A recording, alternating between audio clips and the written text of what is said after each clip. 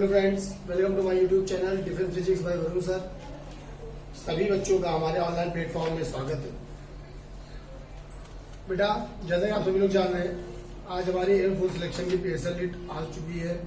आज आई थी PSL list, जो हमारा पहले जो पेपर हुआ था उसकी आज पीएसएल जो आ चुकी है। बहुत से बच्चों का सिलेक्शन हुआ है, हमारे व्हाट्सएप पर उन्होंने फोन करके बताया है। बहुत जल्दी हम आपको उनसे थोड़ा सा इंटरेक्शन कराएंगे इसी चैनल के माध्यम से। वैसे तो सब क्वारंटाइन है, घर पे है, तो वीडियो के माध्यम से जो उन्होंने अपने व्यूज भेजे हैं आपको हेल्प करेंगे, वो सब मैं आपको इस चैनल में प्रोवाइड कराऊंगा। ओके बेटा, तो जैसा कि हमने आपको करंट इलेक्ट्रिसिटी पढ़ा रहे थे और हमने आपको कल टॉप 20 कॉन्सेप्ट की बात बताई थी, तो सबसे इंपॉर्टेंट ही डिस्कस करने जा रहा हूँ। उसमें सबसे पहला जो हमने कल पिछले वीडियो में कुछ कॉन्सेप्ट डिस्कस कर दिए थे और जो बचे कॉन्सेप्ट है वो इसमें डिस्कस कर दे रहे हैं। जैसा कि ओम्स लॉ, ओम्स लॉ का कॉन्सेप्ट है, आप सबको आता होगा ओम्स लॉ। कोई सोचते हैं ओम्स लॉ में क्या क्वेश्चन नहीं, कोई नहीं है, ठीक है। बट एक बार ध्यान दीजिएगा, जो ओम्स लॉ को हम एक बात समझाने जा रहे हैं। ओम्स लॉ के अकॉर्डिंग आपको दो तरीके के रेजिस्टेंस होते हैं। एक होते हैं जो ओम लॉ का पालन करते हैं, एक नहीं करते हैं। कुछ ओमिक होते हैं, कुछ नॉन ओमिक होते हैं, उनके एग्जाम्पल पेपर में आ जाते हैं, इसलिए उसको डिस्कस करते हैं हम पहले, ठीक है। तो ओम्स लॉ क्या होता है, देखिए ओम का नियम होता है V प्रोपोर्शनल टू I। अब कुछ लोग कहते हैं sir ji I proportional to V भी लिख सकते हैं, बताओ इन दोनों में सही कौन सा? अभी कोई सही नहीं। लेकिन ध्यान दो, V प्रोपोर्शनल टू I लिखिए, I प्रोपोर्शनल टू V, लेकिन जब आपको कांस्टेंट की बात आएगी तो V अपॉन I बराबर कांस्टेंट, ये है बेटा, V अपॉन I बराबर कांस्टेंट, ये ओम्स लॉ है। अब हम कहेंगे, अगर आप कह दें कि I अपॉन V बराबर कांस्टेंट, इसको कह दो, तो एक बात है बेटा, ये ओम्स लॉ के अकॉर्डिंग नहीं हो पाएगा। ओम्स लॉ ये V proportional to I, V upon I बराबर कांस्टेंट। इसका ये मतलब हुआ कि वो चीज डिपेंड करती है, जो चीज डिपेंड करती है वो हमेशा अपॉन में आती है। जैसे पहले धारा आई कि पहले वोल्टेज आया, पहले बताओ।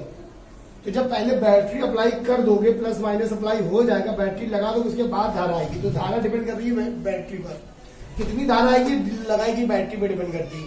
तो I depend upon V, I depend upon V, ठीक है बेटा, I डिपेंड अपॉन V। जो I होता है वो V पे डिपेंड करता है। I डिपेंड अपॉन V होगा क्योंकि I बाद में है, इसीलिए जो चीज डिपेंड करती है वो हमेशा अपॉन में लिखी जाएगी। ये आप जानते हो, जैसे आप जिसपे आधारित है उसके नीचे आओगे, लोग कहते हैं हमारे नीचे काम कर रहे हैं, तो जो जिसपे आधारित होता है वो उसके नीचे काम करता है। बॉस के नीचे एम्प्लॉय डिपेंड कर रहे हैं बॉस पर, तो जो जिसपे डिपेंड होता रहता है वो उसके अंडर काम करता है। तो अंडर वाली कांस्टेंट वाली जो चीज होती है, तो जो बाद में आती है वो डिपेंड करेगा। तो ये हमेशा V अपॉन I बराबर कांस्टेंट। अब ये ओम्स लॉ, ये जो कांस्टेंट आता है उस कांस्टेंट को क्या पढ़ाया जाता है? प्रतिरोध। उस कांस्टेंट को क्या बताया गया? प्रतिरोध। कांस्टेंट हो गया रेजिस्टेंस। तो एक क्वेश्चन ये आता है कि हम यहाँ पे क्वेश्चन का डिस्कशन करने जा रहे हैं कि ओम्स का लॉ जो होता है वो किस पे डिपेंड है। तो ओम्स लॉ पहली बात तो कंडक्टर पे डिपेंड करता है। कंडक्टर चालकों के लिए, चालकों के किस बात के लिए? प्रतिरोध के लिए। तो अगर बाई चांस कभी पेपर में क्वेश्चन आया, या एक लड़के ने अभी हमसे क्वेश्चन भी पूछा था, कुछ लोग क्वेश्चन पूछते हैं कि Ohm's law define, Ohm's law define, अगर ये क्वेश्चन आ जाए ओम्स लॉ किसको परिभाषित करता है? ऑप्शन हो वोल्टेज, धारा, सेकंड हो गया धारा, थर्ड हो गया रेजिस्टेंस प्रतिरोध, और चौथा हो गया नन ऑफ दीज। ओके, तो आंसर क्या होगा कि ओम्स लॉ डिफाइन किसको करता है? ये क्वेश्चन नंबर 1 है, या वही कॉन्सेप्ट है। ओम्स लॉ को किसको परिभाषित करता है? ये कभी क्वेश्चन आ जाए, Ohm's law defines, Ohm's law किसको परिभाषित करता है? तो आंसर आएगा रेजिस्टेंस, प्रतिरोध को। Ohm's law defines resistance. Okay बेटा, ये आपका आंसर है। ये जो कंपटीशन में क्वेश्चन आता है उसका एक क्वेश्चन ये हो गया कि ओम्स लॉ डिफाइन किसको कर रहा है? तो ओम्स लॉ प्रतिरोध को डिफाइन कर रहा है कि किसी भी चालक का वोल्टेज और धारा का अनुपात एक नियतांक होता है, उस नियतांक को प्रतिरोध कहते हैं। तो ये एक तरीके से नियतांक की डिफिनीशन हो गई कि वोल्टेज और धारा के अनुपात एक नियतांक होता है। The ratio of voltage and current is called constant and this constant is known as resistance, is known as, एक तरीके से परिभाषा में यही क्लास में था, इज नोन एज। तो यहां से ओम्स लॉ अगर कभी भी आ जाए डिफाइन किसको कर रहा है, तो आपका आंसर होगा क्या? प्रतिरोध। इसी तरीके कभी आ जाए हुक का नियम किसको परिभाषित करता है? Hooke's law. तो प्रतिबल प्रोपोर्शनल टू विकृति, हुक्स का नियम है प्रतिबल प्रोपोर्शनल टू विकृति। तो प्रतिबल बटे विकृति बराबर कांस्टेंट, और वो कांस्टेंट हो गया प्रत्यास्था गुणांक। तो अगर कभी हुक्स का लॉ किसको परिभाषित कर रहा है, तो आंसर होगा कोफिशिएंट ऑफ इलास्टिसिटी। और ओम्स लॉ किसको डिफाइन कर रहा है, तो इसका जो कांस्टेंट आया उस कांस्टेंट का नाम हुआ रेजिस्टेंस। तो ये रेजिस्टेंस को परिभाषित करने के लिए ओम्स लॉ है। यहाँ पे लोग गलत कर देते हैं कि धारा और वोल्टेज से मतलब नहीं है, यहाँ पे मतलब है प्रतिरोध से। ओके बेटा, ये पॉइंट आपको क्लियर हुआ। तो ये कॉन्सेप्ट, एक क्वेश्चन क्लियर हो गया। देखिए हमने कॉन्सेप्ट और क्वेश्चन दोनों क्लियर किया। ओम्स लॉ किसको डिफाइन कर रहा है, प्रतिरोध को डिफाइन कर रहा है, इसको नोट कर लेंगे। ओम्स लॉ ये होता है। अब अगला कॉन्सेप्ट होगा कि कौन से ओमिक रेजिस्टेंस है, कौन से नॉन ओमिक रेजिस्टेंस है। ओके बेटा, कॉन्सेप्ट नंबर 2 देखिए बेटा, जो अगला कॉन्सेप्ट है वो हम दोनों में डिफरेंस बताने वाले हैं।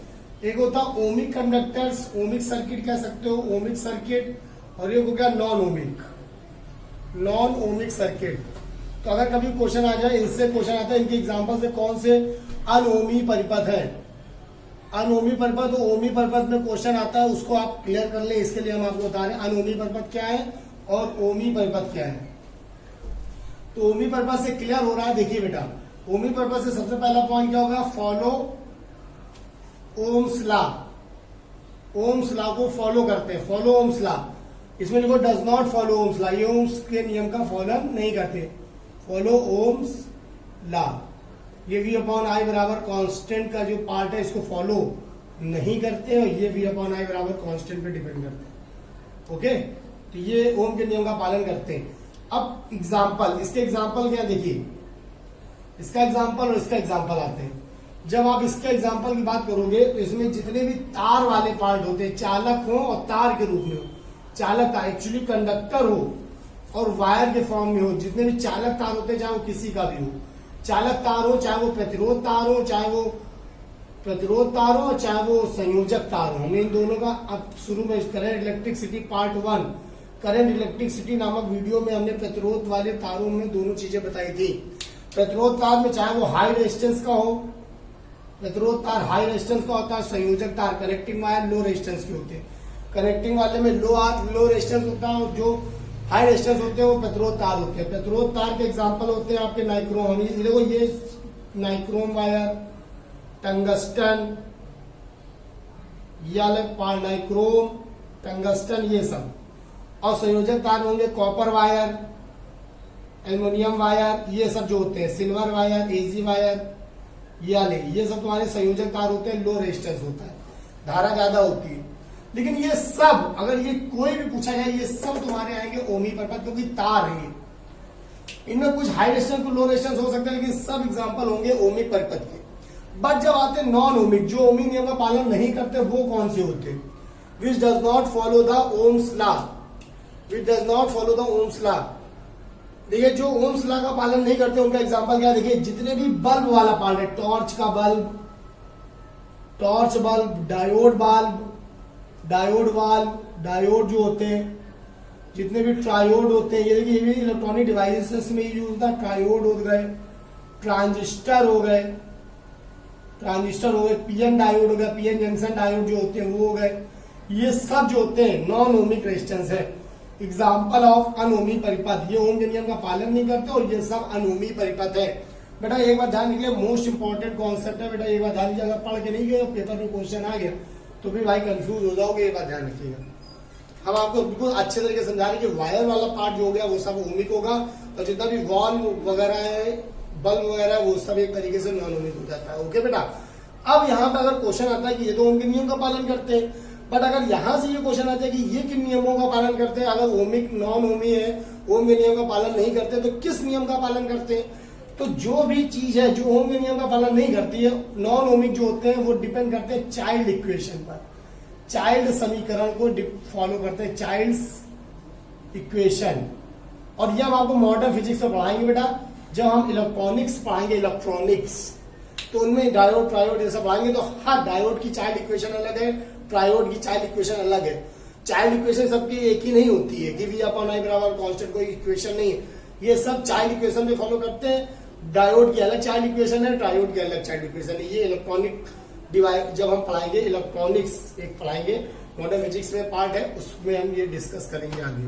लेकिन ये ध्यान रखिएगा, ये ओम के नियम का पालन नहीं करते, ये चाइल्ड समीकरण का पालन करते हैं, और जो डिवाइसेज चाइल्ड इक्वेशन का पालन करती है वो नॉन ओमिक होती है। ओके बेटा, तो ये इतना पार्ट आपने नोट किया। अब हम आते हैं इनके ग्राफ वाले में, एक क्वेश्चन और हम सी पे डिस्कस करते हैं, इसका 1, 2 और तीसरा डिफरेंस। ओके, तो तीसरा इसको नोट करेंगे, सब लोग स्क्रीनशॉट ले लीजिए, अच्छे से नोट करिए और इसका तीसरा पार्ट देखिए। देखिए बेटा जो अगला पॉइंट है इसमें इसका तो एग्जांपल का डिस्कस हो गया। तो तीसरा पॉइंट देखिए, इसमें जो रेजिस्टेंस होता है वो कांस्टेंट होता है, क्योंकि वो चाइल्ड इक्वेशन के अकॉर्डिंग बने, लेकिन ओमी परपथ का जो V अपॉन आई बराबर कांस्टेंट के थ्रू जो हमें R मिलता है, तो ये तुम्हारा जो है वो कांस्टेंट होता है। कांस्टेंट होता है इसलिए इसमें अगर कभी भी ग्राफ आ जाए, इसकी प्रवणता कैसी निकालो। V और I का जो ग्राफ होता है वो स्ट्रेट लाइन के अकॉर्डिंग होता है। ओके बेटा, V और I का जो ग्राफ होता है इसमें जो हम V अपॉन I करते हैं, तो ये जो थीटा होता है ये इसकी प्रवणता है। तो याद रखिएगा VI ग्राफ सरल रेखा होती है, इसका VI ग्राफ सरल रेखा होता है, स्ट्रेट लाइन होता है। एक बात ये ध्यान रखिए, इसका VI ग्राफ स्ट्रेट लाइन होता है।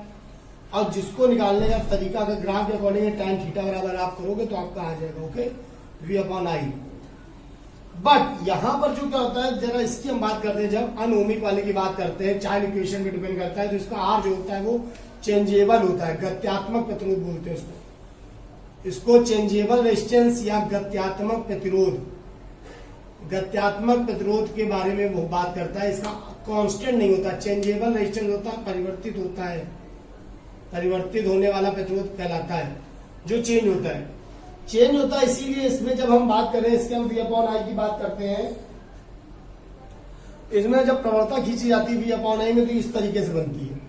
तो जब हमें इसका R निकालना होता है, हमें इसकी R की प्रवणता कैसे निकालते हैं, स्पर्श रेखा की प्रवणता, टेंजेंट खींचते हैं हम, स्पर्श रेखा टेंजेंट खींचते हैं, जैसे जिस पॉइंट के अकॉर्डिंग है, मान लो जिस पॉइंट में चाहिए तो हम क्या करते हैं, उस पॉइंट पे एक स्पर्श रेखा खींचते हैं, उसका जो एंगल मिल रहा होता है उसके अकॉर्डिंग निकाला जाता है। ओके, dV बाई DI इस तरीके से।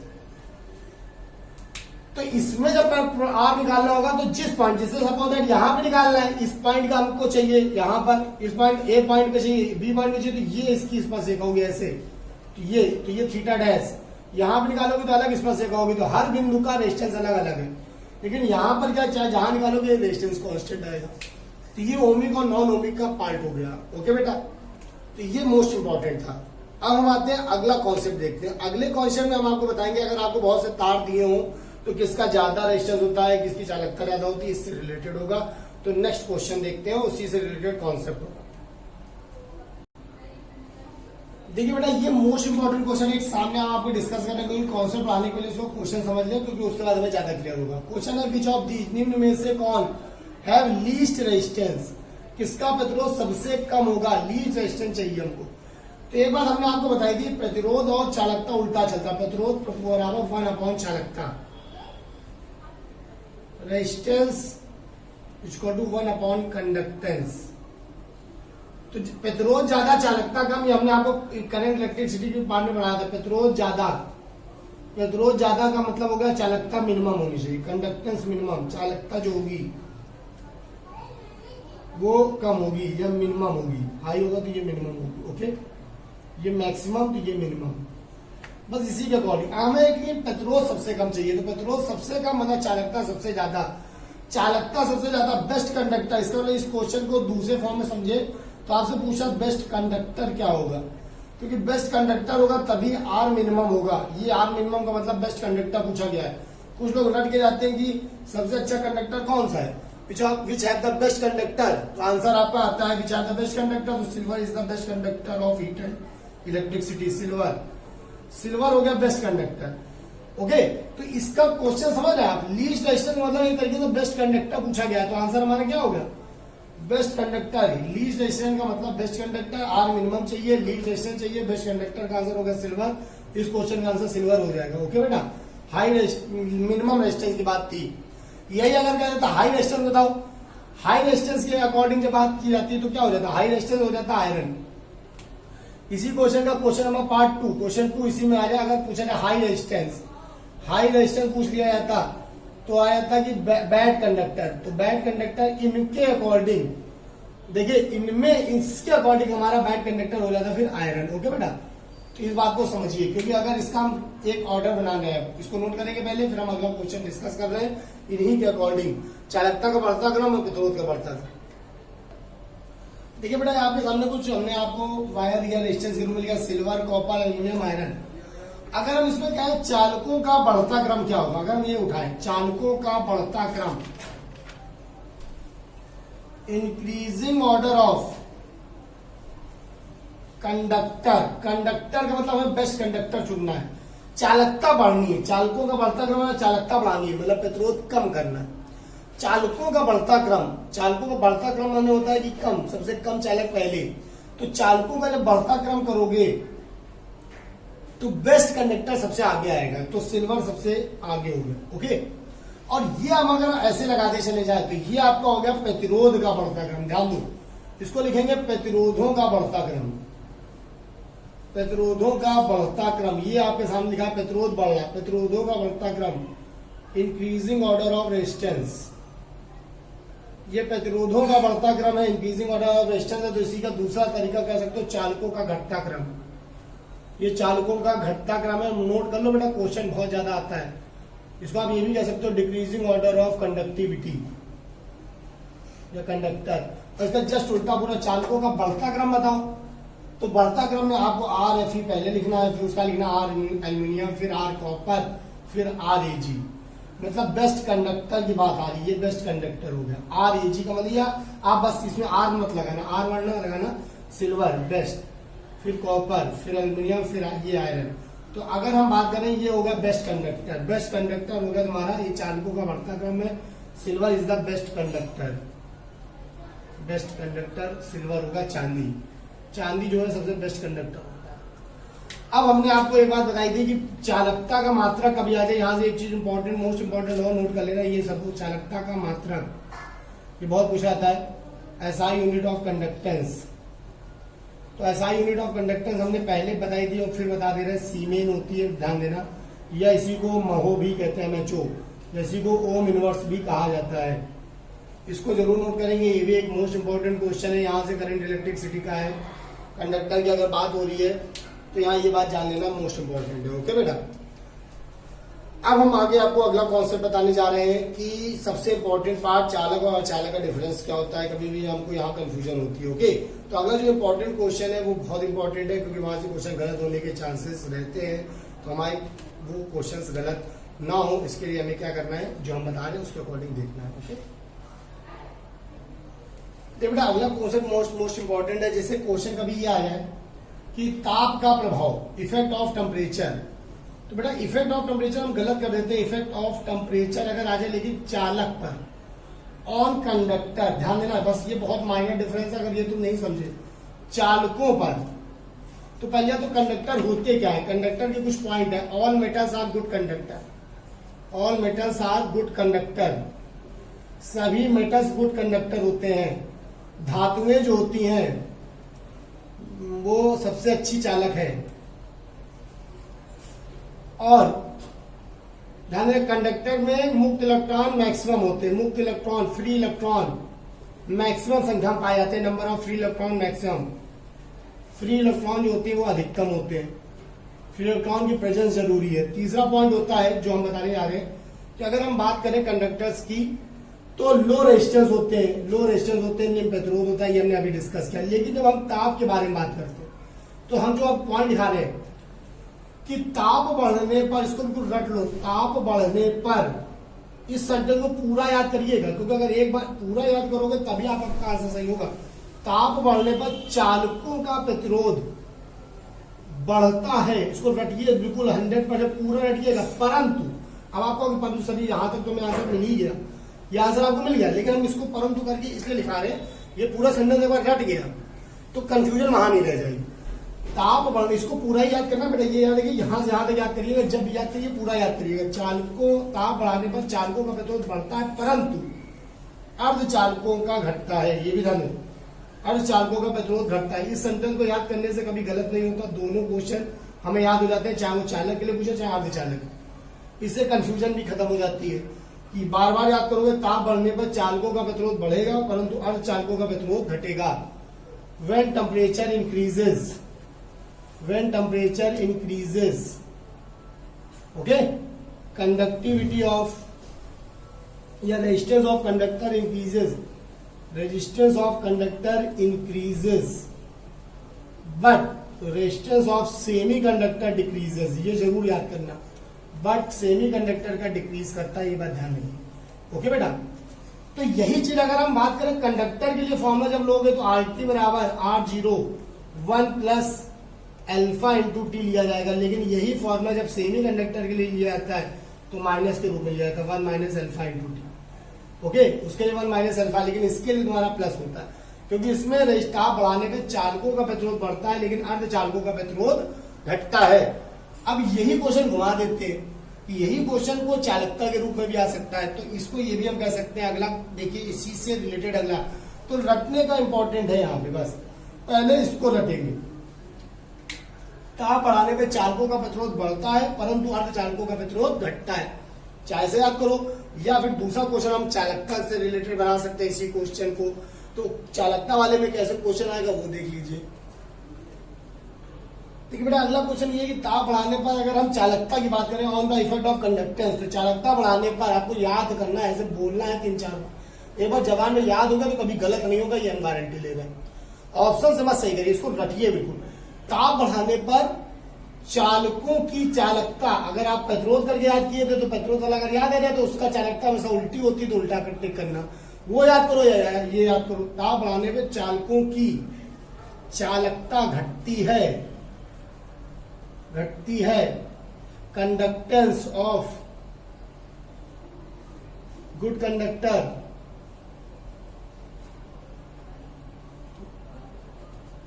Decreases and conductance of semiconductor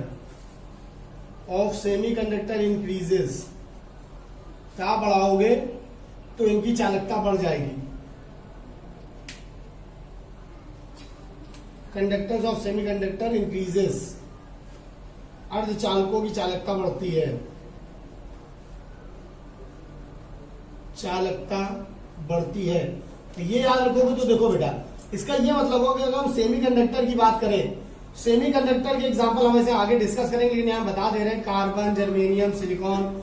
carbon family को हटा दो तो जर्मेनियम, सिलिकॉन, ये सब इसके कंडक्टर होते हैं बेस्ट। अब हमें एक बात बताएं, इसको जितना ज्यादा ताप बढ़ाते जाओगे, सेमीकंडक्टर की बात की जाएगा तो ताप बढ़ता जाएगा। अगर टेम्परेचर राइज कर रहा है तो ये कंडक्टर बनते जाएंगे, कंडक्टर चालकता बढ़ती है, कंडक्टर हो जाएगा, एक्चुअल में ये सेमीकंडक्टर। लेकिन अगर कम करते जाओ, ताप कम करते करते सबसे मिनिमम टेम्परेचर पे पहुंच जाओ, इससे कम टेम्परेचर कहीं है नहीं। मिनिमम टेम्परेचर कितना बढ़ाया था? 0 केल्विन। 0 केल्विन पे जैसे पहुंचोगे तो सेमीकंडक्टर ऑन द 0 केल्विन कम करते करते इसकी चालकता 0 कर दो। जब ताप 0 हो गया, चालकता शून्य हो जाएगी, बिल्कुल मिनिमम हो जाएगी, क्योंकि ताप बढ़ने से इसकी चालकता बढ़ती है और कम करने से कम होती है। कम करते करते अगर मिनिमम टेम्परेचर पे पहुंच गए, मिनिमम टेम्परेचर पे पहुंचे तो सेमीकंडक्टर की बात हो रही है, मिनिमम टेम्परेचर में पहुंचते ही इसकी चालकता शून्य हो जाएगी, मिनिमम टेम्परेचर में पहुंचते ही कंडक्टेंस जो होगी वो 0 हो जाएगी, और 0 कंडक्टेंस का नाम होता है इंसुलेटर। तो एक ये क्वेश्चन आपका तैयार हो गया, समझ लो, इसको कहते हैं अचालक। तो हमने यहाँ पे डिस्कस किया है सेमीकंडक्टर। नॉर्मल टेम्परेचर में सेमी करते गए तो चालकता बढ़ते बढ़ते कंडक्टर की तरफ जाएगा, कम करने पे ये सेमीकंडक्टर की तरफ आएगा। और एक ये मिनिमम टेम्परेचर 0 केल्विन, परम शून्य ताप भी बोलते हैं, परम शून्य ताप, मिनिमम 0 टेम्परेचर पे ये इंसुलेटर की तरह बिहेव करता है सेमीकंडक्टर। यहां से क्वेश्चन 100% आता है, चाहे इसको यहां से समझ लो, चाहे इलेक्ट्रॉनिक्स जो पढ़ाएंगे वहां से समझ लीजिएगा। एक मोस्ट इंपॉर्टेंट क्वेश्चन मैंने डिस्कस किया है कि ताप बढ़ाने पे अर्धचालकों की चालकता बढ़ती है और परम शून्य ताप पर अर्धचालक बिल्कुल 0 हो जाते हैं चालकता वाइज, कंडक्टेंस वाइज, तो इसको इंसुलेटर भी कहते हैं। तो नोट करिए, परम शून्य ताप पर अर्धचालक की चालकता शून्य हो जाती है, इसलिए इसे अर्धचालक कहा जाता है या अचालक कहा जाता है। ओके बेटा, आई होप आपने से 2-3 मोस्ट इंपॉर्टेंट क्वेश्चन नोट जरूर करे होंगे। इन नोट्स का संग्रह कर लेंगे, आप करेक्शन कर लेंगे, पेपर में 100% पूछे जाने वाले ये क्वेश्चन है। तो मैं रीजन वाइज सब चीज को डिस्कस कर रहा हूँ, 2-3 पॉइंट आपको डिस्कस किए, तो जो मेन पॉइंट थे वो आपको नोट करने हैं। ओके, आते हैं अगला कॉन्सेप्ट देखिए बेटा, जो अगला कॉन्सेप्ट है वो हमारा ड्रिफ्ट वेलोसिटी का है। बेटा एक बात बताएं, जो चालक होते हैं, चालक कंडक्टर, उनके अंदर पाए जाते हैं क्या? जैसे कोई कंडक्टर है, कोई वायर है, तो उसके अंदर पाए जाते हैं इलेक्ट्रॉन्स। ठीक है, कुछ इलेक्ट्रॉन्स ऐसे होते हैं जो फ्री होते हैं, विच कैन मूव, जिनको कहते हैं फ्री इलेक्ट्रॉन। फ्री इलेक्ट्रॉन होते हैं विच कैन मूव फ्रीली, जो बंधे नहीं है, विच कैन मूव फ्रीली, जो बंधे नहीं है। जैसे मान लो तुम फ्रीलांसर हो, मतलब ये हॉस्टल में रह रहे हो, कभी घर में रह रहे हो, कभी कहीं रह रहे हो, कहीं भी जा सकते हो, क्योंकि बंधे नहीं, शादी हो गई तो घर में बंधे रहोगे। तो ये होता है कि जब इलेक्ट्रॉन संयोजकता वाइज बंध गए, इलेक्ट्रॉन बंध गए, जैसे ये कार्बन है, कार्बन चारों संयोजकता है, लेकिन अगर ये बॉन्ड टूट जाए तो ये इलेक्ट्रॉन अब फ्री हो गया। कहते हैं ये रिलेशन टूट गया तो फ्री हो गया आप, ये बात ध्यान दें। तो आप कहीं भी मूव कर सकते हैं, ये मूव कर सकता है, फ्री हो सकता है, ओके। ये फ्री इलेक्ट्रॉन कहलाता है जब बॉन्ड टूट जाता है। तो ऐसे इलेक्ट्रॉन पाए जाते हैं कंडक्टर के अंदर, जितने ज्यादा पाए जाएंगे उतना ही बेटर कंडक्टर होगा। अब फ्री इलेक्ट्रॉन है तो हमने अभी आपसे बताया ये फ्री इलेक्ट्रॉन है, ध्यान देना। जब फ्री इलेक्ट्रॉन है तो जिगजैग मोशन करते हैं, कोई इधर गया, कोई इधर गया, कोई इधर गया, कोई इधर गया, इस तरीके से कोई मोशन का कॉन्टेंट ये इलेक्ट्रॉन। लेकिन ध्यान दो, जब लोग इधर उधर भागते हैं, आप स्कूल में देख रहे हो जैसे मैदान में बच्चे खेल रहे हैं, इधर उधर भाग रहे फ्री, लेकिन जैसे टीचर आ गया या स्पोर्ट्स फील्ड में भी कोई आ गया डिसिप्लिन मेंटेन, जैसे वो बैटरी अप्लाई हुई सब एक लाइन में चलने लगे। ये होता है कि वो जो फ्री इलेक्ट्रॉन जो मूव कर सकते हैं फ्रीली, लेकिन किसी की गाइडेंस के थ्रू जब मूव करते हैं तो पर्टिकुलर एक लाइन में चलते हैं। अभी थोड़ी देर पहले आपने देखा कि कोई इधर उधर भाग रहा हो, जैसे बच्चे खेल रहे हो आंगन में, बहुत देर खेल रहे, लेकिन एकदम से आपने देखा शांति से बैठ गए, तो आप कहोगे भैया क्या बात, कोई है लग रहा, कोई है जिसने तुमको समझाया, किसका डर है, उसने ना, मतलब तुम्हें ये पता है कि अंदर किसी की गाइडेंस में वो मूव करने लगते हैं। बस यही ध्यान रखना। जैसे यहाँ पे बैटरी अप्लाई हुई प्लस और माइनस की, प्लस माइनस, जैसे ये बैटरी अप्लाई हुई, बैटरी लगने के बाद इसको एक तरीके से क्या किया, धकिया दिया जाता है। लोग कहते हैं धकिया दिया, निकलो निकलो। एक तरीके से जब एक ही दिशा में भेड़ भाग रही हो, भेड़ चाल भाग रही हो, तो चरवाहा चरा रहा होता है। पर्टिकुलर इलेक्ट्रॉन एक ही दिशा में जा रहे हैं, क्योंकि अगर कोई एकदम से छोड़ के चला जाए सब इधर उधर भागेंगे, लेकिन जब कोई उसको बिल्कुल ऑब्जर्व कर रहा है और तुम भी देख रहे हो, नहीं ये देख रहे हैं, इधर उधर मूव करेंगे तुरंत कंटा पड़ा, तो उस समय होता है सब एक लाइन में चलते हैं। ये दिख रहा होता है कि किसी की गाइडेंस के थ्रू है, तो एक तरीके से उसको कहते हैं धकिया दिया गया है। एक तरीके से लोग भागने का प्रयास कर रहे हैं, पर्टिकुलर एक ही दिशा की तरफ चल रहे हैं, इसे बोलते हैं अनुगमन। अनु माने पीछे होता है, हिंदी अगर आओगे अनु माने पीछे होता है, पीछे पीछे चलना। एक आगे चल रहा है, उसी के पीछे दूसरा चल रहा है, उसी के पीछे दूसरा चल रहा है, पर्टिकुलर दिशा में लोग एक दूसरे को फॉलो कर रहे हैं, ये अनुगमन वेग। जैसे इधर उधर मूव करते हैं तो ये हो गया इधर उधर चलना, लेकिन एक दिशा में चलना मतलब अनुगमन वेग। तो अनुगमन वेग ड्रिफ्ट वेलोसिटी किसी की गाइडेंस में ही हो सकती है कि इधर उधर भागने वाले इलेक्ट्रॉन पता चला, प्लस माइनस हुआ, तुरंत इनकी एक दिशा मिल गई। इनकी भी एक दिशा होती है, जैसे बैटरी लगती है माइनस से प्लस चलते हैं, इलेक्ट्रॉन चलते हैं -2 प्लस, ये नोट कर लेना, धारा के विपरीत बोलते हैं इसको। धारा चलती है प्लस से माइनस, अपोजिट टू करंट चलता है, ये अपोजिट टू करंट, माइनस से प्लस चलते हैं, ओके। ये माइनस से प्लस की ओर चलते हैं, ये अनुगमन वेग है बैटरी अप्लाई होने की वजह से। अब क्या करना है कि हमको ड्रिफ्ट करंट के बारे में तो आप समझ गए, बट ड्रिफ्ट करंट के कुछ पॉइंट है, ड्रिफ्ट करंट के पॉइंट आपको डिस्कस देखने हैं, ठीक है। तो हम आते हैं ड्रिफ्ट करंट किस पे डिपेंड करता है, और ड्रिफ्ट करंट की जो मेन पार्ट है उसको हम डिस्कस कर रहे हैं, ठीक है। तो उसको आप नोट करिए, इसको नोट करिए जल्दी। देखिए बेटा, अब जो हम बात कर रहे हैं इंपॉर्टेंट पॉइंट ऑफ अनुगमन वेग, बस इसको आपको समझ लेना, इतने पॉइंट आपको याद रहेंगे तो कोई दिक्कत नहीं होगी। अनुगमन वेग के बारे में हम आते हैं। सबसे पहले अनुगमन वेग की वैल्यू जो होती है लगभग 10⁻⁻⁴ मीटर पर सेकंड होती है। या एटीट्यूड क्वेश्चन लिख के आएगा, याद होगा तो आप टिक कर दोगे। दूसरा पार्ट होता है V D proportional to I. Actual में वीडी जो होती है धारा घनत्व के समानुपाती, जे बराबर होता है I/A। यहाँ से दोनों को अलग अलग किया, V D proportional to I, V D proportional to 1/A। जितना ज्यादा धारा होगी, मतलब एक तरीके से जिनका इतनी वेलोसिटी ज्यादा होगी, जितना ये एक तरीके से मूव करेंगे एक दिशा में, उतनी ज्यादा धारा डेवलप करेंगे। नेक्स्ट होता है वीडी प्रोपोर्शनल टू 1/A। मोटाई, थिकनेस, एक तरीके से एरिया का मतलब होता है area of cross section, area of cross section. तो मोटा तार है, मोटा तार होगा तो ए ज्यादा होगा, ए ज्यादा होगा तो इसकी वीडी कम होगी। ऐसे इलेक्ट्रॉनों में वीडी कम होती है, मोटे तारों में वीडी कम होती है, ओके। नेक्स्ट आते हैं, वही रेडियस वाइज भी यही है कि अगर रेडियस ज्यादा, मोटाई ज्यादा तो वीडी अनुगमन वेग कम। एन हो गया number of free electron. Number of free electrons है कि फ्री इलेक्ट्रॉन ज्यादा होते हैं, जब ज्यादा होते हैं तो लोग टक्कर की वजह से उनका अनुगमन वेग इधर उधर भागने लगता है। कम होंगे, जगह ज्यादा होगी, एक लाइन में चल पाओगे, लेकिन बहुत लोग होंगे तो एक दूसरे से टकराने की वजह से भी एक दूसरे फिर इधर उधर भागना पड़ता है। इसलिए नंबर ऑफ फ्री इलेक्ट्रॉन बढ़ते जाएंगे तो अनुगमन वेग को जो है वो इफेक्ट करते जाएंगे, ओके बेटा। तो ये इतने पॉइंट मोस्ट इंपॉर्टेंट थे, अगर इनको आपने अच्छे डिस्कस कर लिया तो ये पार्ट आपको क्लियर हो जाएगा, जो कंडक्टर से रिलेटेड शॉर्ट क्वेश्चन या कॉन्सेप्चुअल क्वेश्चन पूछे जाते हैं, ओके। तो बेटा आज इतना ही रखते हैं। आगे नेक्स्ट वीडियो में हम आपको इसके और इम्पोर्टेंट इलेक्ट्रोस्टैटिक से स्टार्ट करने जा रहे हैं, वैद्युत स्थैतिकी जो आप इंटर पढ़ते हो, कूलाम्स लॉ, कूलाम बल, ये सब डिस्कस होगा अगले वीडियो में, ओके बेटा। तब तक आप इसको बहुत अच्छे से तैयार करिए, लाइक और शेयर करते रहिए। बाकी हम आपको अगले वीडियो में मिलेंगे। जय हिंद।